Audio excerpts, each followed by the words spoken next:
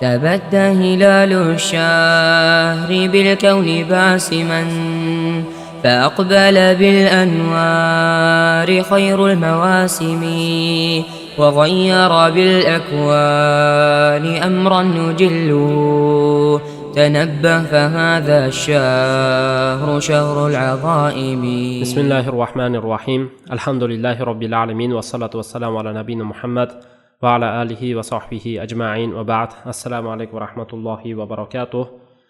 Bugungi sana 2025-yil mart oyini 1 va Ramazon oyini ilk shanba kuni Alloh subhanahu va taolo mana bu davom qilayotgan darslarimizni o'zi davomli va hamda manfaatli qilgan bo'lsin. Xo'p, biz asosiy sizlar bilan gaplashib ketayotgan mavzuyimiz Ramazon oyiga taalluqli bo'lgan mavzuda bir kitobdan dars qilib boshlagan edik. Bu Xolid Juhaniy degan kishini Al-Muxtasarul Mufid fi ahkamis siyam va adabil aida deb nomlagan kitoblari, ya'ni xosatan roza ahkomlari haqida gapirib o'tgan. Inshaalloh qo'ldan kelgancha gaplashib ketaveramiz.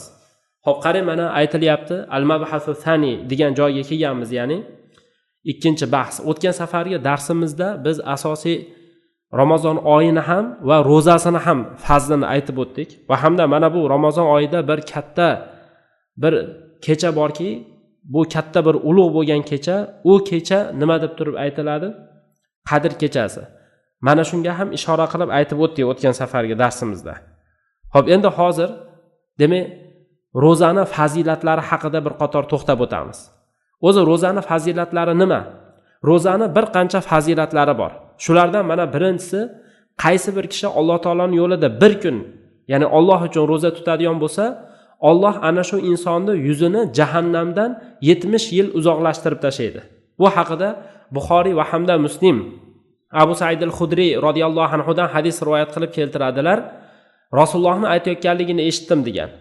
Man soma yawman fi sabilillah ba'adallohu wajhahu anin nari 70 kharifa. Kim Allohning yo'lida bir kun roza tutadigan bo'lsa, Alloh uni yuzini, mana shu roza tutgan insonning yuzini jahannamdan 70 yil uzoqlashtirib tashlaydi deb turib aytilgan. Xo'p, endi bu yerda fi sabilillah degan joyi asosiy hadis sharh qilgan ulamolar alohida e'tibor bergan. Ya'ni fi sabilillah deyishdan maqsad ixlosmi yoki bo'lmasa jihod maydonimi bundan maqsad? Demak, fi sabilillah deyishdan maqsad nima deb turib aytiladi? Bu jihod degan ulamolar bor va hamda shu bilan birgalikda ya'ni toat degan ma'noni ham aytib o'tilgan. O'zi asosiy jihod ma'nosi aytib o'tiladi. Bunda gap bo'lish mumkin emas. Kim Allohning yo'lida bir kun roza tutsa degani, ya'ni Allohning yo'lida yurib, jihod maydonida yurib bir kun roza tutadigan bo'lsa, Alloh taolo ana shu insonning yuzini jahannamdan 70 yil uzoqlashtirib tashlaydi. Demak, mana shunday deb aytiladi. Bunda gap bo'lish mumkin emas. Shundaysa, xo'p, yana shu bilan birgalikda ba'zi so'zlarda fi sabilillah deyishdan maqsad yo'q. Bu qanaqa bo'lsa ham toat ibodat degan. Qanday bo'lsa ham toat ibodat holatida. Masalan, Ramazon oyida ibodatmi? Ana shu ham kirib ketaveradi yoki nafil ibodatmi? U ham kirib ketaveradi degan ulamolar bor.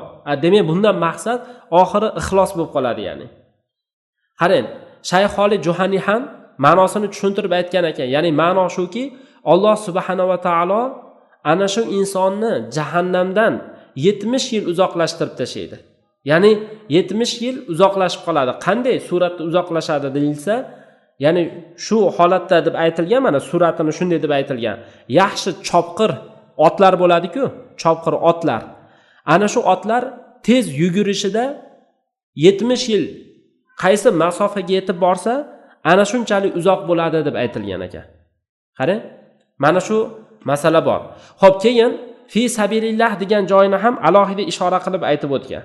Fi sabilillah, ya'ni maqsad shuki, bundan maqsad qani? Bu har qanday yilda hamma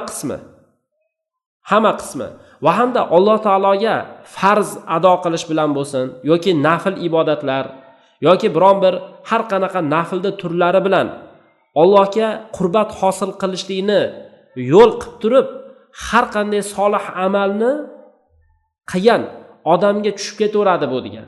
Tushunali-ya? Fi sabilillah degani ya'ni om deb aytgan ekanda, mana omki har bir solih amalga tushib ketaveradi. Ya'ni ana shu solih amalda Allohga qurbat hosil qilishni maqsad qilingan har qanday solih amalga tushaveradi degan. U farzmi, nafilmi yoki toat ibodatlarda turimi farqi yo'q. Bu yerda fi sabilillah qilib turib mutlaq aytildi. Odatda mutlaq aytiladigan bo'lsa, ko'pincha jihod maydoni qasd qilib aytiladi. Nimaga deyiladigan bo'lsa, sababi jihod maydoni o'zi ibodatga cheklanganda u yer. Ya'ni jihod maydoni degani ibodat maydoni deganida. Qarang, mana shu narsani aytilganki, va iza utliqo, ya'ni fi sabilillah deb o'zi aslida keladigan bo'lsa, u g'oliban jihod aytiladi. Jihod maydoni nazar tutiladi. Hatto sara li kasratil isti'mali ka'annahu maqsurun alayh. Hatto fi sabilillah deb ko'p ishlatilganligi uchun faqat nima deb aytilgan? Jihod maydoni nazarda tutiladigan bo'lib qolganda. Tushunali, ana shu hadisdan maqsad shu deyilgan. Va yana aytiladiki, bundan maqsad yuqorida aytgan so'zimiz, yo fi sabilillah degani yana bitta so'zda niyatni faqat xolis qilishni o'zi degan. Ya'ni kimda kim bir kun Allohning vajhini xohlab turib roza tutadigan bo'lsa, ana shu inson jahannamdan uzoqlashadi degan. Demak, mana bu yuqorida o'qigan hadisimizda bir kun roza tutishni xolis bo'lib turib ixlos bilan roza tutishni fazli katta ekaniga dalil bor. Xo'p, endi yana ikkinchi hadis. Jannatda qiyomat kuni faqat rozadorlar kiradigan bir eshik bor. Buni bilamiz, eshitganmiz. Buxoriy va hamda Muslim Sahl radhiyallohu anhu dan rivoyat qilib turib keltiradi payg'ambar sollallohu alayhi va sallamdan. Rasululloh aytdi, jannatda bir eshik bor degan. Ana shu eshikning nomi Royyan deb aytiladi. Qiyomat kunida rozadorlar shu eshikdan kirib keladi. Rozadorlardan boshqa birontasi kirib kelmaydi. Rozadorlar qayerda deb aytiladi. Keyin rozadorlar mana shu eshikdan kirib kelishadi. Oxirgilari jannatga kirgan mahalda, oxirgilari kirganda eshik yopiladi. Endi hech kim bu eshikdan kirmaydi deb aytilgan. Bo'ldi, mana yopilgandan keyin hech kim bu eshikdan kirmas ekan.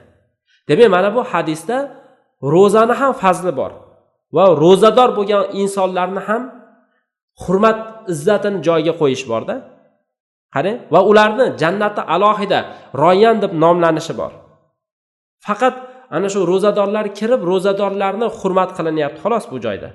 Demak, mana bu siz bilan biz tutayotgan ro'zamiz mana bu narsani fazlini umid qilsa bo'ladigan holat inshaalloh. Va shu bilan birgalikda inson nafl ro'zalar, boshqa shunaqa narsalarni albatta ko'paytirish kerak bo'ladi. Xo'p, endi uchinchi dalilni aytamiz. Qiyomat kunida ro'za o'zini sohibiga, o'z egasiga shafoatchi bo'lib keladi. Hatto u insonni jannatga olib kirib ketadi. Bu haqida ham Imom Ahmad sahih sanad bilan Abdulloh ibn Amr radhiyallohu anhudan rivoyat qilib keltiradi.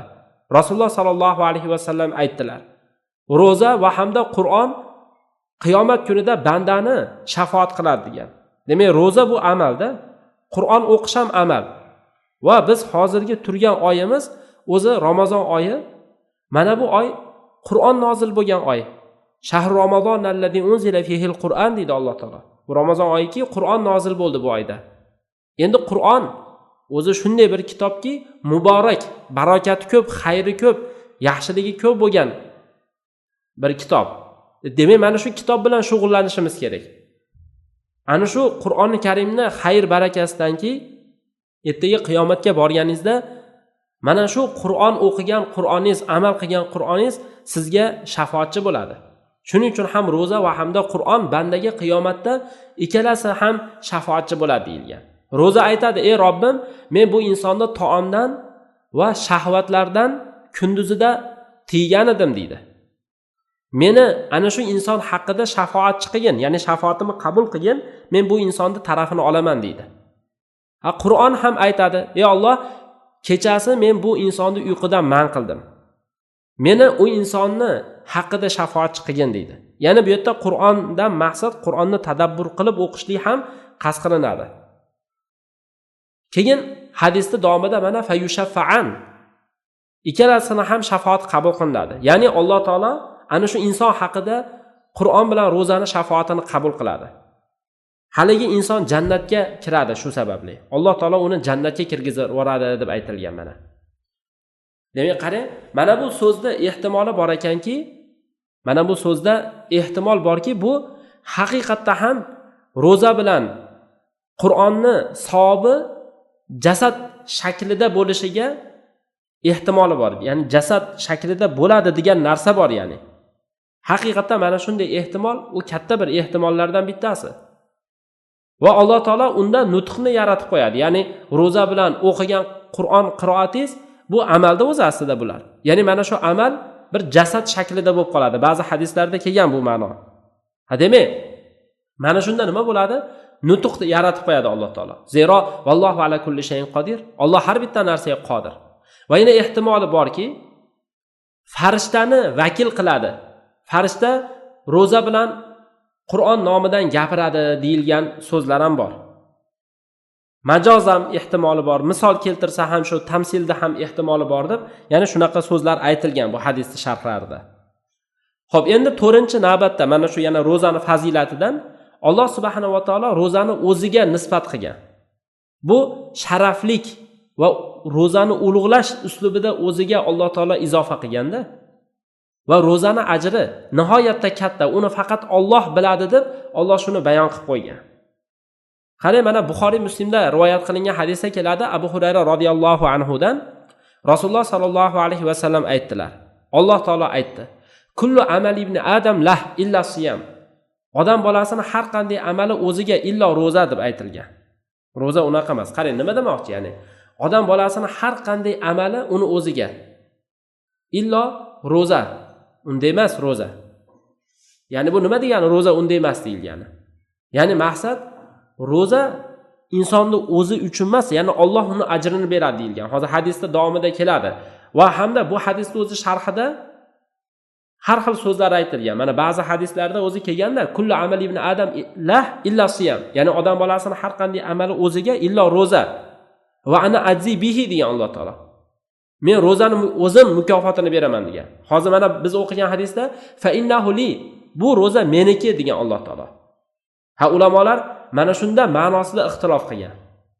Ya'ni illo ro'za meniki deb aytayapti-da, Alloh men o'zim mukofot beraman degan. Ya'ni mana shundan maqsad nima? Shunda ixtilof qilganda, shundiga mana shu ixtilof qilinganligi bitta so'z aytiladiki, ha, demak Alloh taolo o'ziga nisbat beryapti. Ya'ni bu ro'zani ulug'layapti. Demak, ro'zani nihoyatda katta fazli bor degani. Tushunali-ya? Keyin undan tashqari ro'zada riyo ko'zga ko'rilmaydi-da. Ya'ni riyodan o'zi xoli bo'ladi. Shuning uchun degan. Lekin namoz, haj, masalan, jihod maydonida yurish, sadaqa berish, bularda riyo tushib qolish ehtimoli ham bor. Ro'zada odam ro'za tutib yuraveradigan bo'lsa, tinkas qurib riyo qilgani ham holat bo'lmaydi-da. Mana shunaqa so'zlar bor. Undan tashqari, bundan tashqari ko'p, ya'ni so'zlar bor, ya'ni.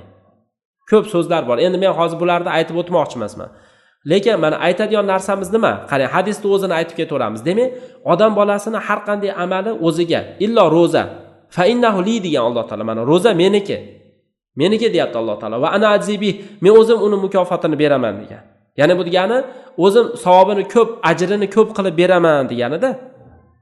Va siyamu junnatun, ro'za qalqondir deb aytilgan. Junna deb aytiladi, ya'ni ro'za qalqon, insonni fahsh va munkarlardan to'sib qoladigan bitta qalqon. Qalqonni bilamiz-ku, ya'ni insonni mana jangga, ya'ni sovut taqib chiqadigan bo'lsa, sovuti bo'ladigan bo'lsa, ana shu o'qlarni o'tkazmaydi, ya'ni xuddi shunaqa ro'za. Demak, bu hadisda ro'zani katta fazli bor va ro'zaga undash bor.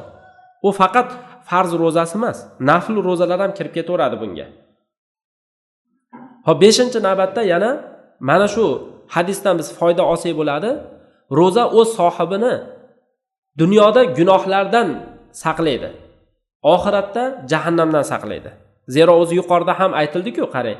Kim bir kunda, ya'ni bir kun Alloh uchun ro'za tutadigan bo'lsa, Alloh uni jahannamdan 70 yil uzoqlashtirib tashlaydi. Demak, ana shu oxiratda sizni jahannamdan saqlash ham, ya'ni jahannamdan saqlash ham bor-da mana shu narsada. Demak, mana shu katta fazilatda. Xo'p, 6-navbatda ro'za ibodatlarning ichida savobi ham nihoyatda katta. Savobi ham mo'l-ko'l, ya'ni ro'zani. Bu haqida Nasoiy hadis rivoyat qilib keltiradi. Xosatan hadis sahih sanad bilan Abu Umoma radhiyallohu anhu dan kelgan. Aytadi: Rasululloh sallallohu alayhi va sallamga bordim. aytdim: ey Rasululloh, meni bir buyruqqa buyuring, men shu buyruqni ushlab yuray deb turib aytdim deydi. Tushunali-ya? Faqultu murni bi amrin akhudhu anka, ya'ni menga bir buyruqni aytdingki, ya'ni sizdan deb men ana shu buyruqni ushlab yuray degan. Shunda Rasululloh sallallohu alayhi vasallam aytadi: qarang, alayka bis-sawm fa innahu la misla. Sen ro'zani o'zingga lozim tut. Zero ro'zani misli yo'q degan. Qarang, ro'zani o'zingga lozim tut deb aytayapti. Ro'zaga o'xshashi yo'q deb aytganda. Xo'p, endi mana bu hadisni mana sharhida, ya'ni fa innahu la mislahu fi kasrati savab. Savob ko'pligida ro'zaga o'xshash narsa yo'q deyapti. Demak, ro'zani savobi anchagina, talaygina. Ro'zani ko'p savoblari bor. Wala mislahu fi kasri shahwa. Shahvatni, xohishni sindirishda ro'zaga o'xshash narsa yo'q. Qarang, mana shu holatda katta ayimmalar mana shu ro'zaga odatlanganligini ko'rasiz. Ha, men ahli ilmman, men ilm o'qiganman, men kitob o'qishim kerak deb ana shu kitobiga cheklanmagan katta imomlar. Mana Imom Ahmadning qissasini ko'ring. Masalan, uzun qissasi bor Imom Ahmadning, xosatan Imom Ahmadning davrida Mu'tazililar bir kuchayib ketadi. Imom Ahmad qancha o'rtada kaltaylanadi. Hatto ana shu kaltaylanayotgan joyda qattiq kalta yeganligidan bir odam suv berar ekan. Imom tinkas qurib qolgan, imomni quyoshga olib chiqib qo'yishgan, orqasida urib kaltaylayapti.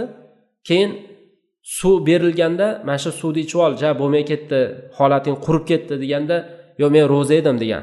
Subhanalloh deysiz. Xuddi shu holat Imom Ahmad mana shu vaqt o'tgandan keyin xalifa tavba qiladi.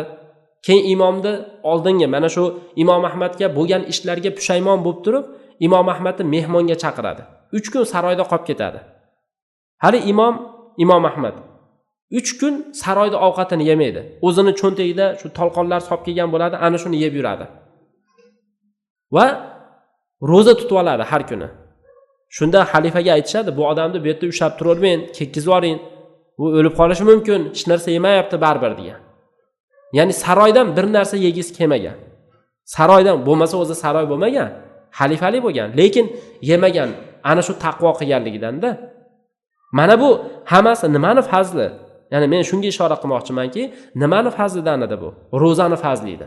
Demak, inson ro'zaga agar odatlanib, ro'zaga o'rganadigan bo'lsa, katta yaxshi ovqatlarni oldida ham o'zini bemalol tiya oladi. Mana Imom Ahmad tigan-ku. Vaholanki ana shu qissada keladi. Imom Ahmadni 3 oyligini bitta dasturxon qilib yozib qo'ygan. Imom Ahmad bir oyda 40 dirham ishlatardi deb aytilgan. 40 dirham.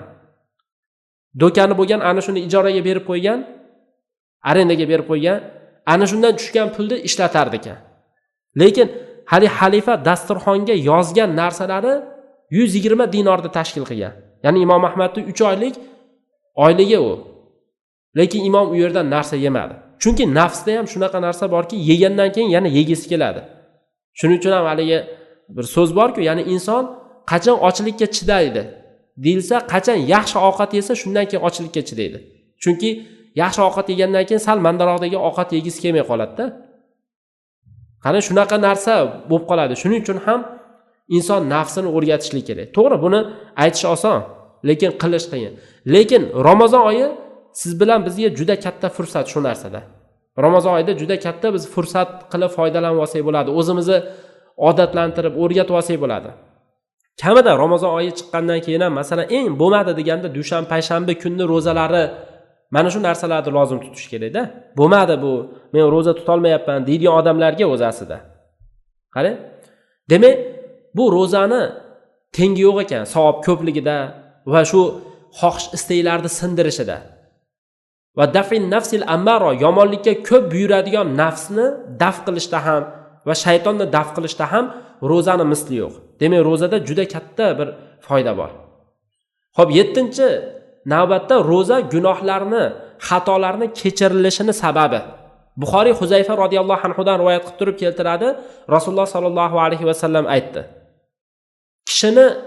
bir kishini o'zini ahlida va molida va bolasi va qo'ni qo'shnisidagi fitnasi, ya'ni bu degani kishi o'zini ahlida fitnalanishi, ya'ni bu degani o'zini oilasi bilan urushadi, janjallashadi, ba'zida oilasiga qattiq gapirib qo'yadi va o'zini molida, ya'ni ba'zida isrof qilib yuboradi va farzandida ba'zida ularga zulm qilib qo'yadi va jarihi deyapti, mana qo'ni qo'shnisida. Ya'ni shunga o'xshagan holatlarida kishini fitnasi, shu fitnasini, ya'ni ba'zi xato kamchiliklarini nima demoqchi, mana namoz kafforat etadi, ro'za kafforat etadi, sadaqa, amri ma'ruf, nahiy munkar kafforat bo'ladi shu narsalarga deyilgan. Ya'ni mana shu joydagi fitnadan maqsad nima ekan? Ayyati li ajli man zukira fil hadis bima la yahillahu. Ya'ni hadisda zikr qilingan kishilar sababidan halol bo'lmaydigan narsani qilib qo'yish. Ya'ni hadisda hozir zikr qilingan kim zikr qilindi? Insonning ahli, farzandi, qo'ni qo'shnisi. Ya'ni shu hadisda zikr qilingan insonlar uchun deyapti, ya'ni ayyati li ajli man zukira fil hadis bima la yahillah degan. Ya'ni inson halol bo'lmaydigan narsani qilib qo'yadi ba'zida, o'zini ahlini deb turib. Masalan, o'zini ayolini tarafini olib qo'yadi, birovlarni yomonlab qo'yishi mumkin. Bolasini tarafini olib turib, birovlarni yomonlab qo'yishi mumkin. Tushunali-ya? Shuni aytilyapti-da, au yuhilu bima yajibu alayhi, yoki biz aytgan narsamiz bu. Ya'ni o'ziga vojib bo'lgan narsani buzadi. Masalan, yaxshi haqlarini bera olmay qoladi. Masalan, ahli ayoliga, farzandlariga yaxshi nafaqa bera olmaydi.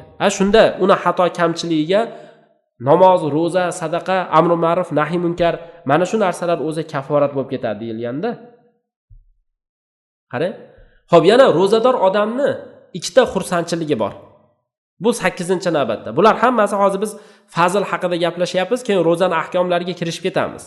Demak, ro'zador odamning ikkita xursandchiligi bor. Buxoriy va hamda Muslim Abu Hurayra radhiyallohu anhu dan rivoyat qilib turib keltiradi. Rasululloh sallallohu alayhi va sallam aytdi: ro'zador odamning ikkita xursandchiligi bor. Bir xursandchiligi ro'zasini ochgan mahalda.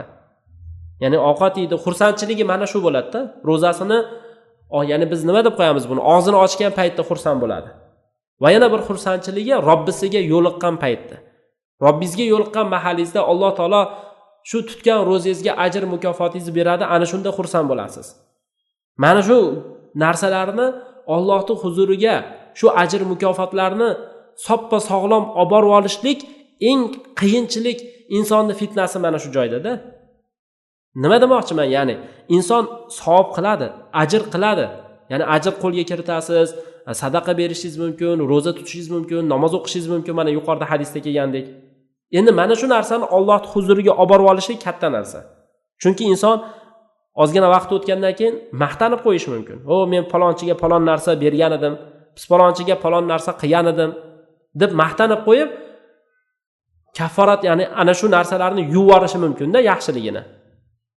Shuning uchun ham biz oyatlarda tadabbur qilsak, qaysi bir kishi man jaa bil hasana deb aytilganda, jaa kalimasi bilan kelgan. Ya'ni bu degani yaxshilikni ertaga Alloh huzuriga olib borsa deb turib aytilganda, demak olib borishlikda ish katta, ya'ni. Demak, hozir men aytmoqchi bo'lganim va farhatun inda liqoi robbi, Robbisi yo'liqqanda bir xursandchilik bo'ladi deb aytilyapti. Ana shu xursandchilikka yetishib olish uchun inson anchagina sinovdan o'tishi kerak bo'ladi. Mana ba'zi darslarda ham o'tdik-ku. Ya'ni Hurmatu ahlil ilm kitoblarini sharh qilganimizda ham mana g'iybatning yomonligi. Inson ertaga oxiratga borgandan keyin muflis bo'lib qolishi mumkin. Katta-katta yaxshiliklar bilan borib turib, qancha amri ma'ruf, nahiy munkari bo'lishi mumkin. Qur'on tilovati, birovlarga yaxshilik qilgan, ko'p namoz o'qib, ko'p ro'za tutgan, lekin uni tuhmat qilgan, uni g'iybat qilgan, unga bo'xton qilgan, shunaqa bo'lib chiqsa nima bo'ladi? Bu inson muflis bo'lib qoladi. Ya'ni mana shu yaxshiliklari olib boshqa odamlarga berib yuboriladi. Yaxshiliklari qolmasa boshqalarning yomonligiga olib bu odamning ustiga qo'yib qo'yiladi. Haqiqiy muflis, haqiqiy ziyon ko'rgan odam mana shu-ku. Demak, bizga kerak bo'lgan narsa mana bu dunyodan sog'lom o'tib olish, ixlos bilan o'tib olish. Qarang, ulamolar mana bu hozir yuqorida o'qigan hadisimizni sharhida aytganki, ya'ni Robbisiga yo'liqqan mahaldagi xursandchiligi inson o'zi ko'zi bilan ko'radigan ro'zani mukofoti, ro'zani savobi, mana shu narsalar. Va Allohni va tazakkuri ni'matillahi ta'ala alayhi bi tawfiqihi lidalik. Alloh o'zi insonga tavfiq berishi bilan Allohning ne'matini eslashi. Ya'ni Allohning ne'matini, dunyodagi ne'matlarini eslayotgan inson oxiratga borgandan keyin, nafaqat oxiratga borgandan keyin, balki inson mana bu hayotda joni chiqayotgan mahalda bu hayotdagi muddati tugaganligi uchun qattiq afsus, nadomat qilib qoladi. Chunki ba'zi hadislarda keladi, mamin mat, ya'ni qaysi bir kishi o'lsa illa nadim deyilgan, illo nadomat qiladi. Bu hadis om, hech kim mustasno emas. Hech kim mustasno emas degani. Kim o'lsa, kim bo'lishdan qat'iy nazar u nadomat qiladi deb turib aytilgan. Nadomat qilganligi nimada bo'ladi? Gunohlarni qilib yurgan odam, bu gunohlardan men to'xtamabman degan nadomati bo'lsa, shuncha yaxshilik, ajr, mukofot, savoblarni qilib yurgan odam mana bu savob, ajr, mukofotlarimni ko'proq qilolmabman deb turib afsus, nadomat qiladi. Ya'ni mana bu joyda ham, mana bu hadisning sharhida ham shu narsa borda. Ertaga oxiratga borgandan keyin men dunyoda roza tutgan edim-ku. Ana shu rozalarni yana ham ko'paytirmaymanmi? Chunki Alloh taolo shuncha ne'mat berar ekan, estikina deb qoladi. Qarang. Ammo ro'zasini ochgan mahalda inson xursand bo'lishiga keladigan bo'lsak, nima, qanaqa xursand bo'lishi deb aytilsa, ro'zasini ochganda mana ochlik ketadi, chanqoqlik ketadi. Chunki bemalol bu narsa yesa muboh bo'ladi. Mana bu xursandchilik tabiiy. Bu zehnga birinchi keladigan o'zi narsa, bunda gap bo'lishi mumkin emas. Va yana aytiladiki, inson o'zini ro'zasini ochishi bilan xursand bo'lishi degani, ya'ni ro'zasini masalan 30 kun to'liq bo'lish ham nazarda tutib aytilgan bo'lishi mumkin.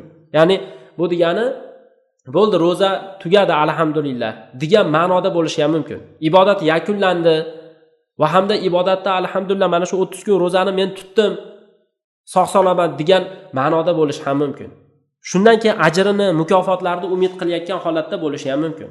Xullas, qanday bo'lsa ham biz mana shu hozir ikkita sharh aytib o'tilgan, ana shu sharhni qaysi birini aytadigan bo'lsa ham hech qanday to'siqlik yo'q. Shuning uchun mana hadisga sharh berganda ham shuni aytib o'tibdiki, wala mani'a minal hamli ala ma huwa a'ammu mimma zikr. Ya'ni zikr qilingan narsadan ko'ra yana ham umumiyroq bo'lgan narsaga hamil qilsak hech qanday ma'nosi yo'q. Ya'ni boshqacha so'zlarda aytsak ham hech qarama-qarshilik yo'q. Chunki har bir insonning xursandchiligi o'zini holatiga qarab turib bo'ladi. Ya'ni masalan, ro'zasini ochayotganda bir inson yaxshi go'shtlik ovqat yeyman deb ochadi yoki chanqab ketgan odam chanqog'ini qondirish maqsadida bo'ladi. Hammaning holati har xil. Bu narsada insonlarning o'rinlari har xil ya'ni. Shuning uchun ham insonning xursandchiligi bu yerda muboh. Bu tabiiy xursandchilik. Va ba'zi holatda xursandchilik u mustahab holati bo'lib qoladi. Ana shu mustahab holat qaysi holat? Ya'ni birinchi so'zda zikr qilingan holat bu. Ya'ni shu ochlik holati ketadi, mana shunga o'xshagan holatlar va hokazo. Yoki bo'lmasa yana ba'zi xursandchiliklar bo'lishi ham mumkinki, ya'ni mana yuqorida aytdik-ku, yana ham umumiyroq bo'lishi mumkin. Masalan, birovlarga iftorlik qilib berish holatlari va hokazo kirib ketaveradi, ya'ni mana shu narsalar. Xo'p, endi 9-navbatda ro'zadorning og'zini hidi yana ham yoqimli bo'lib qoladi. Ya'ni o'zi aslida och qolganda insonning oshqozondan boshqacha hid chiqadi, lekin ana shunga nima deb aytiladi? Al-jazao min jinsil amal degan qoida borda. Ya'ni al-jazao min jinsil amal. Jazo, mukofot shu amalning jinsidan bo'ladi. Ya'ni insonni masalan, hali och qolgan paytda oshqozondan chiqadigan noxush hid, ya'ni o'ziga yoqmaydi. Lekin mana shu hid Alloh huzurida xushbo'yliroq bo'ladi. Qarang, mana shuni aytilganda yana ham pokiza bo'ladi. Alloh huzurida miskiti hididan ham yaxshiroq bo'ladi deb aytilgan. Ya'ni ajr shu darajada bo'lib ketadi. Buxoriy, Muslim Abu Hurayra radhiyallohu anhu dan rivoyat qilib turib keltiradi. Payg'ambar sallallohu alayhi va sallamdan. Rasululloh aytdi: "Kullu amali ibn Adam la illa som." Odam bolasini har qanday amali o'ziga illo roza degan. U roza meniki deydi Alloh taolo. Hadis qudusiy bu. Men o'zim uni mukofotlayman degan. Wala khulufu fami soim, ro'zadorning og'zidagi hid atyabu indallohi min rihil misk. Allohning huzurida miskni hididan ham yaxshiroqdir deb turib aytilgan. Miskni hididan ham yaxshiroqdir. Ya'ni bu degani ana shu ro'zadorning og'zidagi hid deb aytyapmiz. O'zi xuluf degani xolafa kalimasi orqada qolgan narsa deganida, ya'ni maqsad og'zini hidini o'zgarishi. Ana shu Alloh taoloning huzurida yana ham ajri kattaroq, yana ham ajr savobi ko'proq bo'lib qoladi deganida. Tushundingizmi? Ya'ni mana shu ma'noda. Mana bu joyda demak biz bilamizki, mana bu ro'zamizni, nafl ro'za bo'lsin, farz ro'za bo'lsin, katta ajr mukofotlari bor. Lekin xosatan farzda gap bo'lishi mumkin emas. Farzda o'zi zotan alohida dalillar ham kelgan. Ba'zi mana hadislarda keladi, hadis qudusiyda ham kelgan bu. Buxoriy rivoyat qilgan. Ma taqarraba ilayya abdi bi shay'in mimma aftaratu alayh. Banda men unga farz qilib qo'ygan narsalar ichida boshqa biror bir narsa bilan qurbat hosil qila olmadi degan. Ya'ni men bandaga nimani farz qilgan bo'lsa, ashim ibodatlarni qilishi bilan menga yaqin bo'ladi deydi Alloh taolo. Allohga yaqin bo'lib boraveramiz biz farz ibodatlarni qilishimiz bilan. Va yana hadisning davomida kelganki, bir banda bir nafl ibodatda davom etadi, hatto Alloh taolo men uni yaxshi ko'rib qolaman degan. Yaxshi ko'rib qolsam, ko'radigan ko'zi, ushlaydigan qo'li, yuradigan oyog'i bo'lib qolaman deb aytgan. Agar mendan panoh so'rasa, panoh beraman. Mendan nima so'rasa shu narsani beraman degan. Xullas, mana bu hadisda ham ibodatda davom etishni fazli katta. Shuning uchun ham ba'zi hadislarda ayni shu ma'nolar aytilganda, ya'ni ozgina bo'lsa ham, ozgina ibodat bo'lsa ham davomiy bo'lishlik yaxshiroqdir deb aytilgan. Shuning uchun ham Rasululloh sallallohu alayhi vasallam oz bo'lsa ham amalda davom etardi. Kunlik Rasulullohni Qur'on o'qish holatlari bor edi. Faqat Ramazonda emas, kunlik holatda Qur'on o'qirdi. Va Rasululloh xosatan Ramazonda Qur'onni Jibril bilan dars qilardi. Va oxirgi vafot etadigan yillarda 2 marta Qur'onni Jibril bilan o'tkazib chiqqan. Ya'ni biz ham mana shu Ramazon oyida foydalanib o'zi talib ilmlar bilan odatda dars boshlaymiz shu tafsirdan. Shu bahona bo'lib tafsirlar ham tugab qolgan alhamdulillah. Ba'zi tafsir kitoblarimiz tugagan, mana tafsir Jalolayn, Zubdatut tafsir.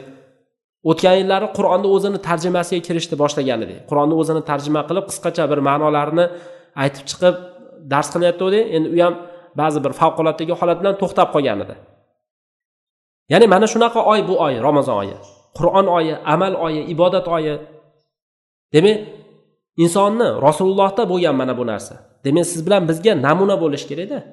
Rasululloh kunlik namoz o'qirdi har kuni. Kamida inson, ya'ni Ramazon bo'lsin, Ramazondan tashqarida bo'lsin, alohida o'zi kunlik, masalan, tahajjudga o'xshatib namoz o'qib yurish kerak. Rasululloh har kuni tahajjud o'qigan. Masalan, tahajjudga bir uxlasam men turmayman degan odamlarga ham oldin ham yechimda aytganmiz. Siz bir uxlab tura olmaydigan bo'lsangiz, unda o'qib yoting. 2 rakat o'qing, 4 rakat o'qing, ya'ni 2 rakat qilib, 6 rakat o'qing, 8 rakat o'qing. Mayli qisqa bo'lsin, uzun bo'lmasin masalan. Rasululloh doim mana shu narsaga e'tibor bergan. Doim Qur'on o'qigan va doim tadabbur bilan o'qigan. Mana shu bizga eng muhim bo'lgan joyi o'zi shu. Xo'p, xullas, mana shu joyda o'zi to'xtasak bo'lar ekan. Endi qolgan mavzularni keyingi darslarimizda aytib o'tamiz. Xo'p, hozir biz mana shu joyda o'zi to'xtasak, endi kelasi safar 3-bahs haqida gaplashamiz. Ya'ni 3-bahsda bima yustaqbalu shahru Ramazon. Ramazon oyi nima bilan kutib olinadi? Ya'ni Ramazon oyiga qanaqa qilib kirib kelamiz? Qanday holatda bo'lishimiz kerak Ramazonga kirib keladigan odam? Ayni mana shu mavzularni gaplashamiz ekan inshaalloh. Mana shu joyda to'xtaymiz bo'lmasa, Alloh taolo o'zi darslarimizni davomli va hamda manfaatli qilgan bo'lsin. Vallohu a'lam.